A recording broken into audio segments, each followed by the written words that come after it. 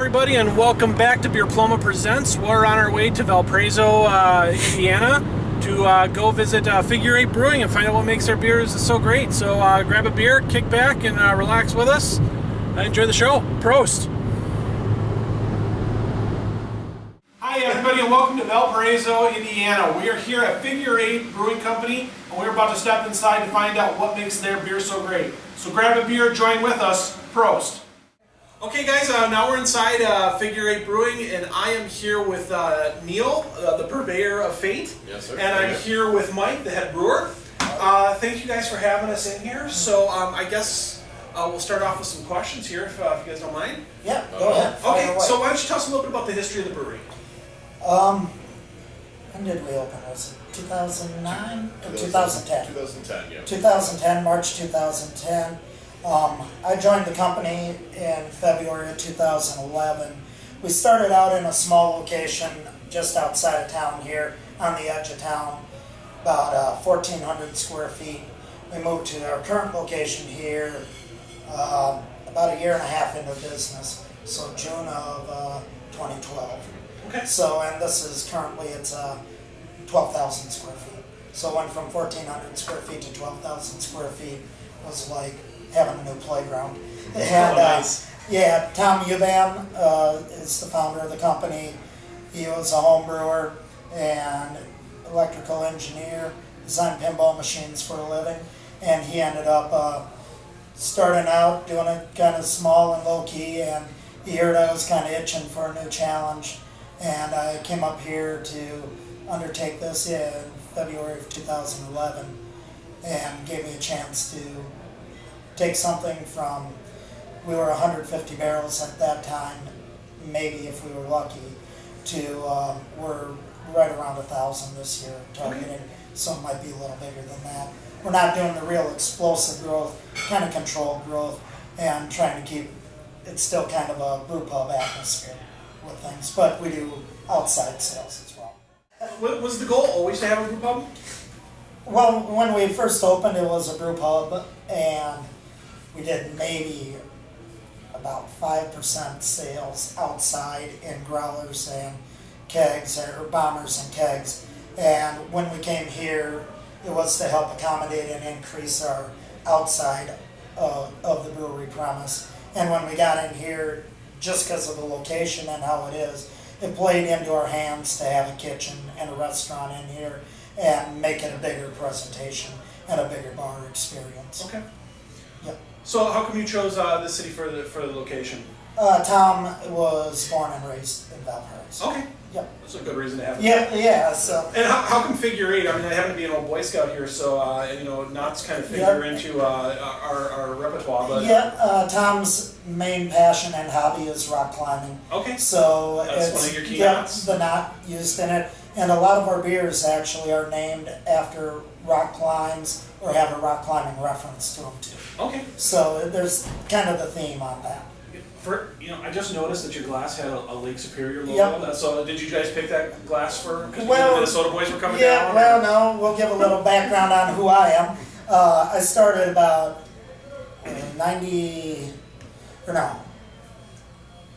2000, I think, or 2001 at Lake Superior Brewing in Duluth, Minnesota. I'm born and raised in Minnesota, so it gave me a chance to do that.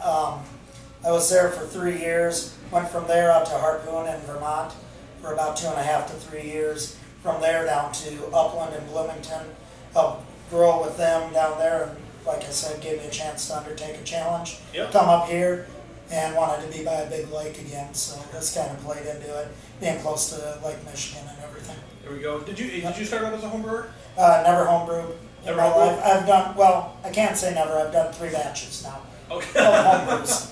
And so everything I've done has been 15 barrels, or well, we're on a 7 barrel system here, so 7 barrels or bigger. If you don't mind me asking, what's the craziest brew you've brewed so far? Actually, one I did with a collaboration I did with a company called Hunters out of Chesterton, Indiana. We did a Scottish ale that we smoked our own malt for it. So I was out there, did 10 pounds of malt, took me 6 hours to smoke it, So I just walk out every 10 minutes, add more wood chips to it, and stoke the fire. And it was a lot of fun to do. I've done some other weirder things, like we have a couple beers where adding some different types of fruits to it. Yeah. Some sours I've done. But I personally, as a fan, I don't like throwing a lot of weird things. I like keeping it pretty close to the style and improving that style and maybe going a little bit off of the scheme from that style. But I'm more of a traditionalist than grab something off the side of the road and throw it in. So. And I know brewers that are just the opposite of that. They'll grab whatever's on the side of the road and just throw it in for the sake of throwing it in. And that's perfectly fine. And there's some brewers that need some of that, and that's a nice little balance. Yep. Well, don't think you're getting off without any questions here. I was just about to leave. No, I'm where can I go to get Figure 8 in the area? Oh goodness, there are a lot of great local locations around Valparaiso. We have local institutions like Strongbow and Kelsey's. We have Beer Geeks out of Highland, run by Jason. A guy named Jason there. Really great at rotating through a lot of the local regional craft, the best that craft beer has to offer. You can find us in locations in Mishawaka, South Bend area. A lot of great locations in Fort Wayne, Lafayette, Indianapolis, and Bloomington. So Well, you guys are quite out there quite a bit. Yeah, So yes, sir. Yeah. do you guys sell in 22 ounces, 6-packs? What should we look for you for? Right now, 22 ounces in select liquor stores, and then pretty much on draft at a lot of the farm other places. Yeah, Okay. yes, yeah. So tell me about this monkey guy behind me. What's his story? Well, that's a good question. That's a great Actually, I probably can help a little better. So, Rochambeau is our flagship beer. It's an Imperial Red. Is that one of the games you guys play here? No, we don't. No. It's actually a rock climb in the Kentucky River, Red River Gorge. Okay. And Tom used to work for, or has friends who work for Williams Pinball, so they designed the label. And on our bombers, we have 3 different labels. Monkeys playing rock, paper, scissors. This one's playing rock. And they're also doing the hear no evil, see no evil, speak no evil. So there's a little bit of everything going on in it. And I don't know what's going on with the words written up there, but yeah, sometimes you'll see something that actually makes sense, but then overall it's just a bunch of everything out there. So yeah, a really cool label though, and we were lucky. We got a couple beers that were designed by those folks, the labels were, and they really jump out at you. All right, so now we're actually inside the facility with Magic Happens. Yep. So tell us a little bit about the equipment you got back here. What's your capacity?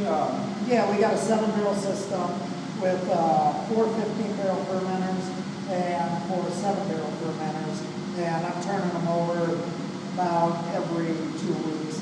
So we could probably pump right now with this existing setup 1,500 barrels. Okay. Pretty comfortably. We'd be working, but it'd still be fun and keep it easy for us as well. Now, these 2 pieces of equipment over here, I haven't seen anything that looks quite like that. Can you explain to me what these are again? Yeah, it's they're just repurposed dairy tanks, and the top one's a hot liquor tank, the bottom one's a cold liquor tank, and that's so I can keep my knockouts at a consistent temp and a consistent time, even in the middle of July. Okay. I'm pushing, 200 gallons through at 65 degrees and about 30 minutes on a regular basis. Yeah, our red beer tank actually came out of Walter Payton's Roundhouse in Aurora, Illinois. The Walter Payton? The Walter Payton. Okay. So it's now owned by 2 brothers, and when 2 brothers bought it, they brought in new equipment. And we got this, and it had been closed up with some beer in it for over 2 years and no glycol.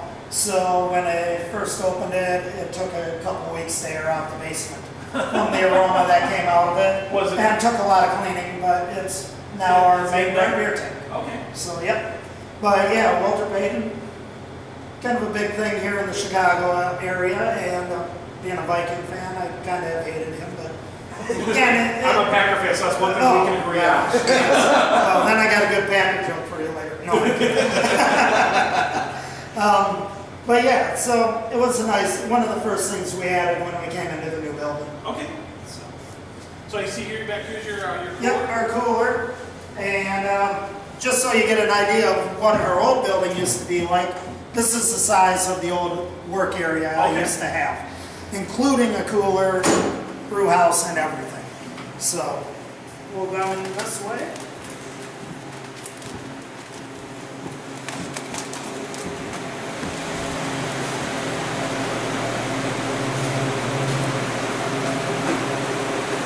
So yeah, I didn't have a whole lot of room to work with. When we came into this building, we brought those 4 bigger serving tanks in. So we only had the 5 small ones in the old building in a cooler. But yeah, this gives me more flexibility down here. Those tanks we got from Brewing, Vermont, out of Grand Rapids, Michigan. Wonderful group of people when we bought them. We had never even met them, and we bought them. And each tank came with a 4-pack of 16-ounce cans full of beer in each one. So we open up the tank to start getting the parts out of it. We're like, we get beer too. So they were really gracious on that. We do 6 beers in the barrels. I release one every 2 months. Primarily they're seasonals, so they come out once a year. So when they're in a barrel, they're down here for a year aging. Barrel-aged beers here. Yep. Now, I know there's been a lot of talk about the barrel shortage that's going on. Have you guys seen that? Has that affected you guys at all? Yeah, it's a little tougher for us to find.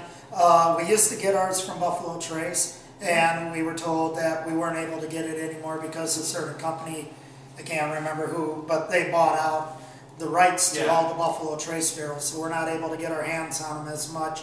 We got a great local micro distillery in Three Oaks, Michigan, which is about an hour away from here. So we've been trying to use some of their barrels.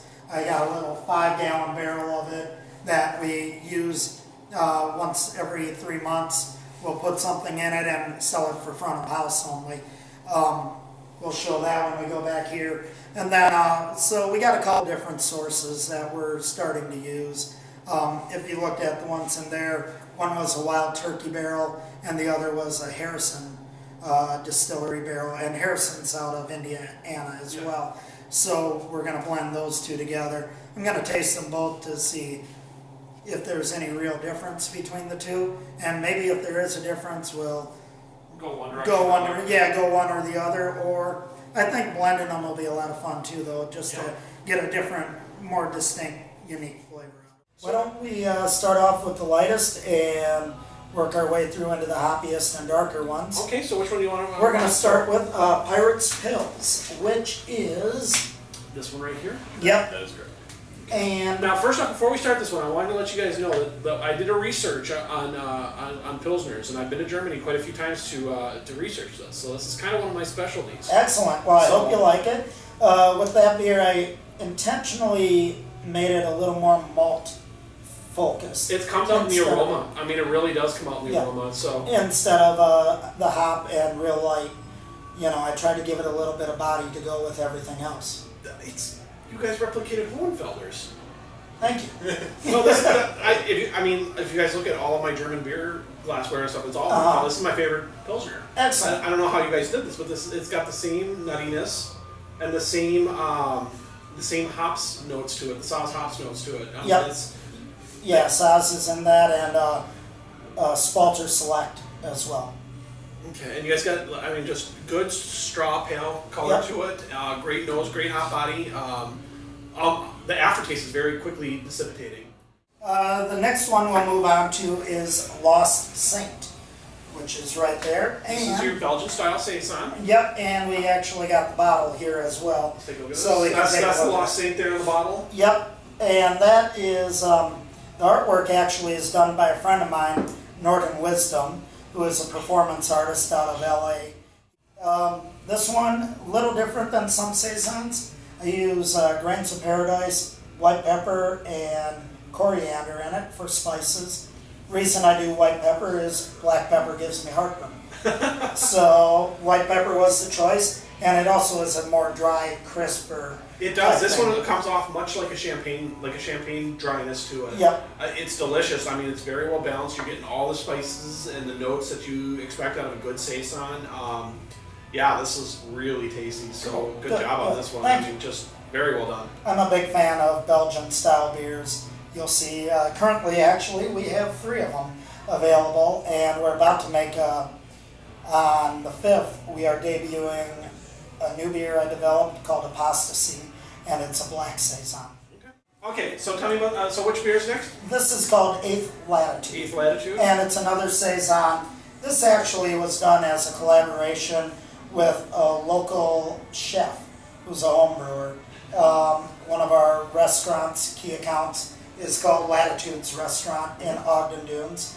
And he came up with the name. We were trying to figure something out. And he was like, well, it's 8, it's Latitude. So it's 8th Latitude. I'm like, all right. Combine the two businesses. Used an experimental hop on it called Huel Melon, which is a little tough to get your hands on, but it's got like a mango tangerine. I was noticing a little bit of a tropical fruitiness out of this one. Yep. I'm also noticing that it's a little bit on the thicker side and a lot less peppery. Yeah, there's no other spices to it. Okay. It's pretty basic on the malt bill. A lot of Pilsner malt. There's some Cara Munich in it as well. But yeah, it was more focused on that hop particularly and let the yeast do its work. Yeah, it's a really interesting, different taste that I'm not used to getting out of a lot of beers. I mean, it's got this real... I mean, the only thing that I really have to compare it to is Sierra Nevada's Torpedo, which uses that real pineapple-y, mango-y hops in it. But this is a way different thing. Well, yeah, and it's also a lot less IBUs on it. Yeah. But yeah, Huel Melon is, I think it's going to be one of those hops when it comes out, it's going to explode. And we do a thing called the First Friday Firkin of Fate every Friday. And coming up, we're going to be using one of our beers, Solar Collector, and we're going to be dry hopping it with the Huel Melon. I managed to save just enough to do that Firkin.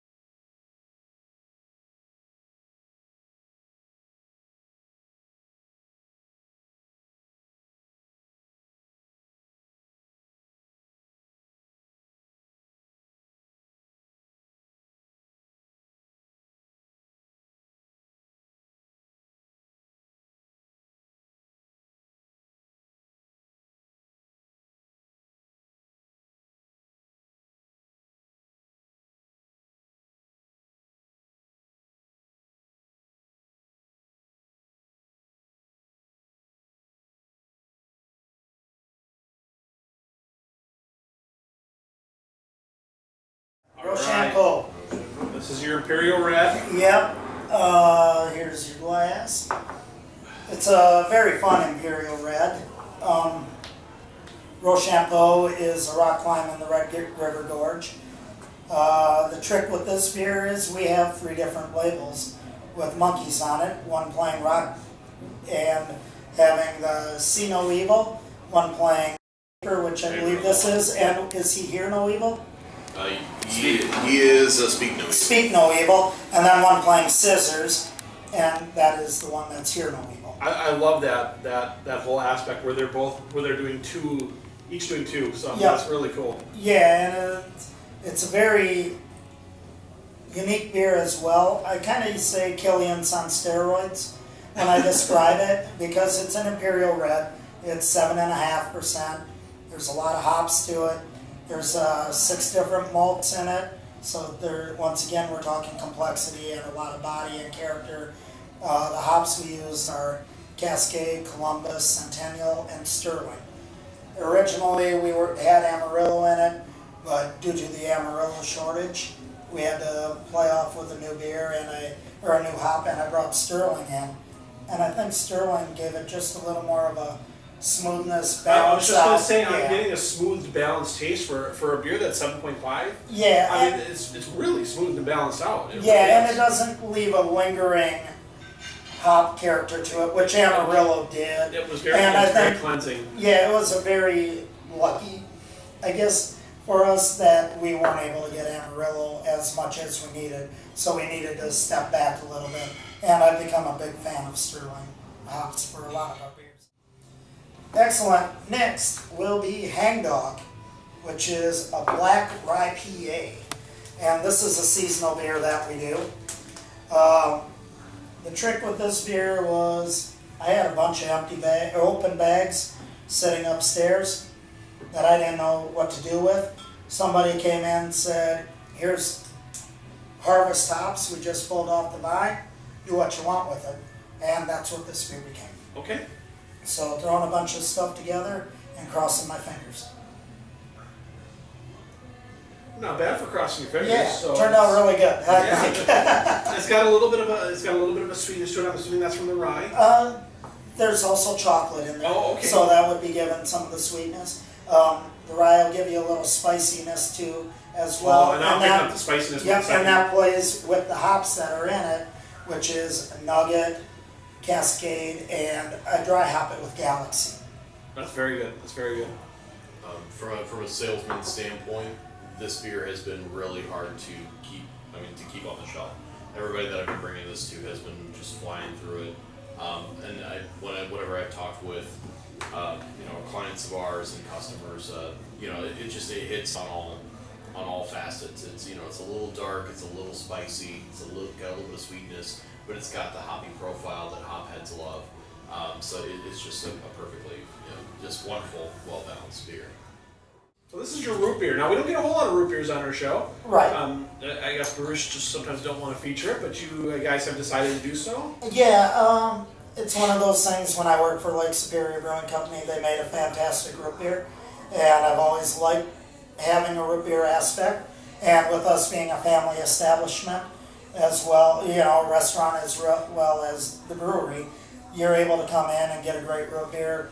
You can get a growler of root beer, bring it home for your kids when you bring home a growler of regular beer. I knew I was going to be bringing a growler home of something, and I have a 2-year-old, and There you I go. think he would totally dig into something like this. So There's a lot of sugar in it though, so definitely just parse it out a little not bit. an hour before bedtime. Yeah. And what else plays great with that beer? On our menu, we do root beer floats. We have a local ice cream shop, makes their own ice cream about a And you half get their ice block cream? from here, called Valpo Velvet Ice Cream. And about once a week, walk down, pick up a container of it, bring it back here, and so we use their ice cream on all that. This is excellent. I mean, and it's almost like you took like a cream soda and a root beer and mixed them together. I'm getting good vanilla notes out of Yep, it. And don't get me wrong, I am not a craft root beer expert by any stretch of the imagination, folks. So, but I have had my fair share of it, and I'm really digging this. This is really good. Thank you. And that's, like I said, something I've been working with for a while because of my past history of working at Lake Superior Brewing Company and the fact that they made a fantastic root beer as well. It kind of came into play, and I said, well, why not do it here? It's a pretty easy thing to turn around, so that's what we do. Good. Well, let's fill up with some beers, and then we got a special beer we're going to bring out just for you to try. What do we got? It's one of our bourbon barrel aged beers. We're going to be releasing it here in a couple weeks, called Rye Not, and it's bourbon barrel aged. And we grabbed one from 2013 from our excellent. archive, so we'll see how that's aged and how it treats everybody, and you get a chance to see into the future of what we'll be releasing here on November 12th. Sounds great. Let's get some glasses. Excellent. Let's fill up our beer too. Let's get you guys. I'm actually pretty excited to try this because I haven't had it since we've put it on tap. So you haven't had this Since you haven't had this 2013. Okay. And it's weird. I got a fridge full of all these beers at home, but I usually don't drink at home. I save it for my workplace. I highly recommend getting a job where you can do some drinking at your workplace. So yeah, let's take a step down this. And this is a beer, I want to say it's 25% rye. It's kind of modeled after a Baltic porter, but there's so much other stuff. You know, the yeast strain I wouldn't use for a Baltic porter, and there's a lot of hops, but it's just a real good, thick, full-bodied, dark beer, and putting it in the bourbon barrel should be a lot of fun. I can't wait to try it. So I already did take a sip. I cheated. And, I'm getting almost, and maybe this is the aging part, but I'm getting a little bit of sour out, just a tinge of sour out of it. And maybe, is that the rye, or is the that rye? Yeah, rye does play a little like that. I know what you're talking about. I think it's it might be the aging factor that. And once again, this is the trick. You go to a lot of beer geeks' houses. They're like, oh, I got a torpedo ale from Sierra Nevada that I've been sitting on for a year. Don't do that. Drink the beer fresh, people. Well, you know, your hops are better fresh. IPAs, the hop breaks down after a while. Right, You need a low hop beer for it to age properly. No matter how well. Anybody who has ever watched our Brewing episode knows that. So go back and watch that if you haven't. And on top of that, oxidation does happen. No matter how hard we try to make it not happen in a bottle, oxidation does happen. So that might be breaking down all the other aspects of what's going on. And it's definitely is a different beer than it was fresh. And once again, this is why I'm saying I recommend drinking it fresh. But it gives you an idea of what. But this is a perfect beer to age. I mean, this tastes like what I expect out of an aged beer. It's got it's kind of mellowed out to a nice raisiny taste to it. Yep. The oak comes through nicely, and the bourbon is right at the tail end. I am still catching a little bit of chocolate-ish, there's a lot of chocolate coffee notes to it too. Yep. So I mean, that's all still coming out. I mean, you still have your full flavor profile. I guess. It's just a matter of it changed. It's just aged. It's different. Yeah, and that's what it does. We were chatting a little bit ago with my Minnesota background. I'm kind of doing our own version of an ice bucket challenge here. Okay. I want all Minnesota brewers that I know to jump on board, do a podcast with these guys. It's a lot of fun. I'm looking at you, Bent Paddle, Town Hall, Indeed, Surly. There you go. Snap. Come on, guys. Did you hear that, Surly? Beerploma is coming. No, this has been a very enjoyable time, and let's end it with well, thank you very much for having us. So, Prost. Right on.